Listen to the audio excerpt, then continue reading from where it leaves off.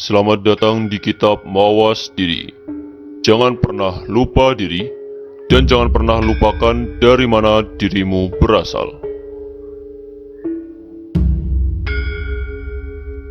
Kali ini kita akan mengulas tentang erupsi Merapi, tanda kembalinya Sabdo Palon. Selamat menyaksikan. Sabdo Palon dikenal sebagai penasihat spiritual di tanah Jawa. Ia dikenal sebagai pembimbing Jawa sejati. Sabdo Palon dan Naya Genggong adalah dua pujangga kerajaan Majapahit yang menguasai ilmu kanuragan yang bersumber dari kitab Puja Sastra. Mereka merupakan penasihat utama Prabu Brawijaya yang punya kesaktian mandraguna.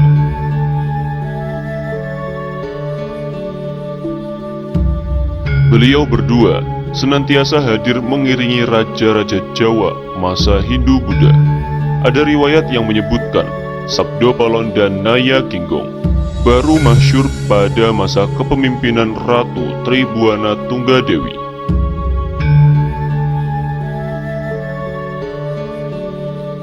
Ia tetap setia sebagai penasihat spiritual hingga kepemimpinan Raja Brawijaya V. Sebelumnya, Sabdo Palon dan Naya Genggong dikenal dengan sapu angin dan sapu jagat.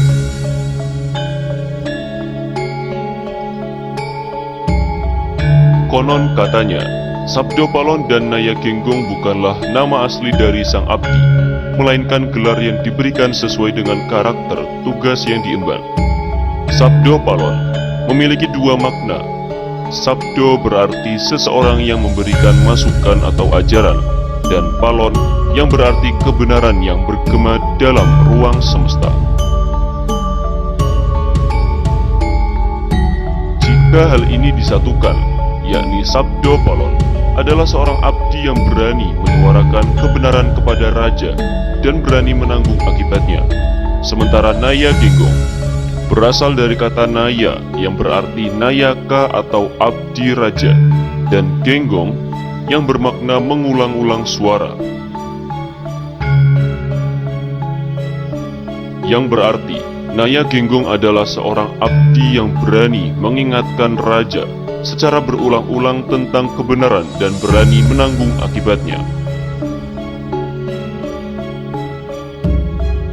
Nama Sabdo Palon banyak dikisahkan dalam serat Jangka Jayabaya Sabdo Palon, atau yang banyak dikenal dengan Jangka Sabdo Palon. Jangka Sabdo Palon diyakini sebagai karya pujangga Raden Ngabehi Ronggowarsito. Dalam penuturan serat tersebut, konon meramalkan terjadinya huru-hara akhir zaman.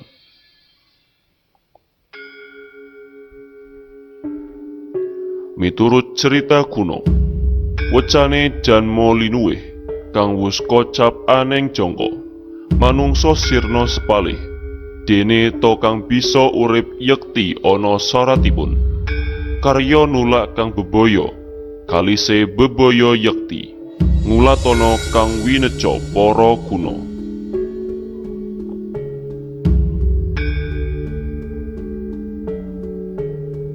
Menurut cerita dari para leluhur yang memiliki kelebihan dalam spiritual, semua cerita yang disampaikan para leluhur telah tertulis dalam kitab Jangka. Kelak umat manusia di masa depan akan lenyap separuh dari jumlah total yang menghuni bumi. Mereka yang bisa bertahan hidup harus berusaha dan bekerja untuk menjauhkan diri sendiri dari berbagai mara bahaya. Cara untuk mempertahankan diri dari prahara di masa depan adalah dengan membaca, meresapi, dan menjalankan ajaran-ajaran para leluhur. Ada juga petikan dari Jangka Sabdo Palon yang konon meramalkan terjadinya letusan Gunung Semeru. Ini termuat dalam Pupuh Sinom. Sanget-sangeting sengsara kang tumuwuh tanah Jawi, sinengkalan taunira lawang sapto ngesti aji, upami nabrang kali prapteng tengah-tengahipun, kaline banjir bandang jerone nyilepake jalmi, kathah sirna menungso kathah praloyo. Sangat-sangatnya sengsara yang timbul di tanah Jawa ditandai pada tahun 9781 seumpama menyeberangi sungai sampai di tengah-tengahnya sungainya banjir bandang. Dalamnya menenggelamkan manusia, banyak manusia mati, banyak bencana. Angka 9781 pada jangka tersebut jika dibaca menurut Chandra Sengkala menjadi 1879 atau 1978 dalam pembacaan tertentu. Pada tahun 1978 inilah Gunung Semeru meletus. Ramalan tersebut juga dinisbatkan pada Gunung Merapi yang sempat erupsi 5 kali dalam jangka waktu 3 hari. Muncul narasi Sabdo Palon akan menagih janji karena tahun 2020 ini tepat 500 tahun penasehat Prabu Brawijaya V ini muksa di Gunung Lawu.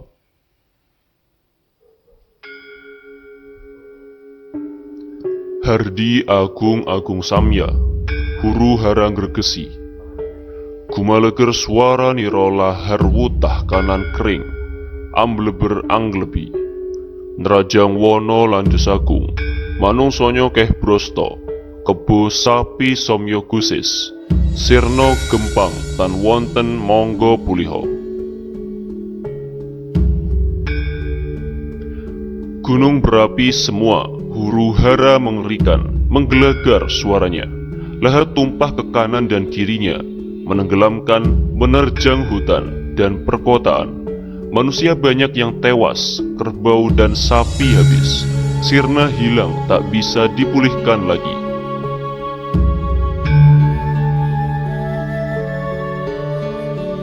Kesaktian Sabdo Palon dan Naya Genggong dikatakan berkat ilmu laku dan jangkah-jangkane zaman, yang mana tiap malam sesepuh kerajaan Majapahit ini selalu cegah dahar lawan guling atau berpuasa dan tidak tidur. Pada bulan Suro bersama dengan cantrik-cantriknya menjalankan topo broto di puncak Gunung Lawu.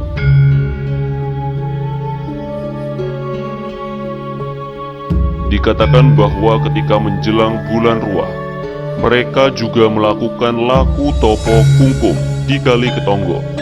Tradisi kepujanggaan kerajaan Kediri yang beribu kota di Dahonopuro ini berlanjut.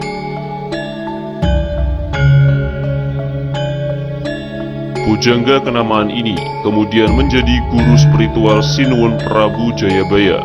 Tak mengherankan bila Sabdo Palon dan Noyo Genggong pasti menggelar ruatan di daerah Mamenang, Kediri untuk menjaga ketentraman masyarakat dari letusan Gunung Kelut.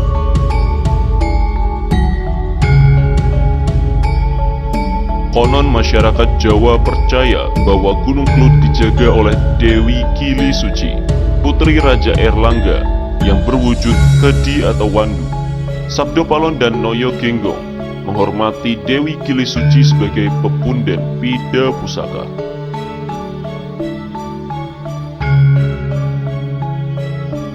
Rasa ayem tentrem bisa diwujudkan dengan loro lopo topo broto, upacara sarada yang menjadi tradisi Prabu Hayam Wuruk terus dilestarikan.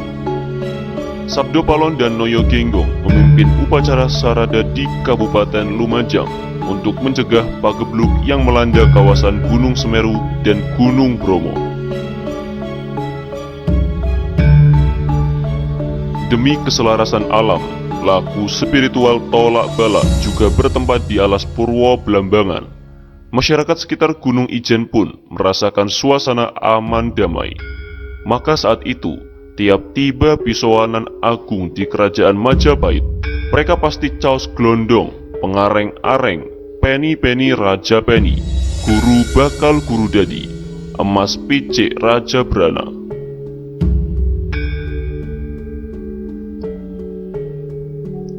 Keraton Majapahit memang mengalami masa jaya megah mewah. Kerajaan Majapahit tampil sebagai negeri kang gede obore, padang jagade, dhuwur kukuse. adoh kuncarane, ampuh keprebawane. Hubungan diplomatik Majapahit meliputi negara di kawasan Asia Tenggara, Asia Selatan, Asia Timur, Timur Tengah, Afrika, dan sampai sebagian benua Eropa.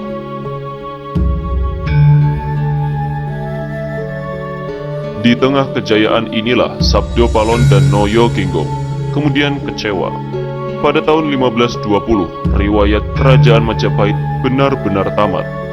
Kedua penasehat Prabu Brawijaya ini lantas muksa. Mereka berdua bersumpah setelah 500 tahun kemudian akan menjelma turun ke bumi. Turunnya Sabdo Palon dan Noyo Genggong diyakini terjadi pada tahun 2020, tepat 500 tahun keruntuhan kerajaan Majapahit. Sabdo Palon dan Noyo Genggong bertekad mengembalikan zaman keemasan dan kejayaan Majapahit di Nusantara. Dengan demikian, Sabdo Palon dan Noyo Genggong tiwi kromo demi ketentraman jagat raya. Situasi awal tahun 2020 ini menjadi titik balik kebangkitan Nusantara. Sabdo Palon dan Noyo Genggong akan hadir untuk membantu masyarakat yang terkena pagebluk Mayangkara. Gunung meletus akan membawa kemakmuran nantinya.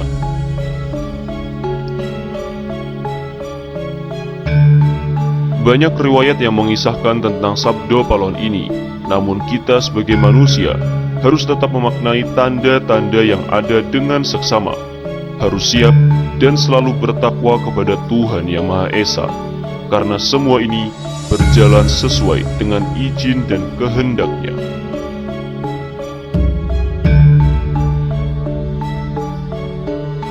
Terima kasih telah menyaksikan Kitab Mawas Diri. Selamat bertemu di kitab-kitab selanjutnya.